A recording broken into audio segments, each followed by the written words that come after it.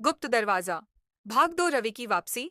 गांव में 1 महीना बीत चुका था, लेकिन रवि का कोई पता नहीं था। लोग सोच चुके थे कि वह भी किले के रहस्यमय दरवाजे के अंदर कहीं खो गया है। लेकिन फिर एक रात रवि वापस लौट आया। वह किले के पास गांव के बाहरी हिस्से में मिला, लेकिन उसका चेहरा बुझा हुआ था। उसके कपड़े फटे हुए थे, आंखें सूजी हुई थीं, और वह कुछ बोल नहीं पा रहा था। गांव वालों ने उसे तुरंत घर ले जाया और उससे पूछा कि किले के अंदर क्या हुआ था। कुछ देर बाद जब रवि को होश आया, तो उसने कांपते हुए बोलना शुरू किया। मैं वहां 3 दिनों तक था, लेकिन बाहर तो 1 महीना बीत चुका है। किले का गुप्त सच। रवि ने बताया कि जब वह गुप्त दरवाजे के अंदर गया, तो सुरंग उसे एक विशाल गर्भगृह में ले गई।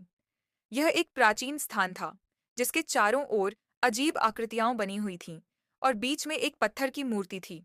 उस मूर्ति के चारों ओर 7 दीपक जल रहे थे, लेकिन जैसे ही रवि ने पास जाकर देखा, उनमें से एक दीपक बुझ गया। तभी अचानक पूरे कक्ष में अंधेरा छा गया, और उसे लगा कि कई परछाइयां उसकी ओर बढ़ रही हैं। वह भागना चाहता था, लेकिन कोई अदृश्य शक्ति उसे जमीन से जकड़ रही थी। फिर उसे एक आवाज सुनाई दी। तुमने इसे जगा दिया है, अब लौट नहीं सकते। रवि ने देखा कि मूर्ति की आंखें चमक उठी थीं, और वह धीरे धीरे दरवाजे की ओर खिंचता चला गया। वहां समय वैसा नहीं चलता जैसा बाहर चलता है, रवि ने कहा।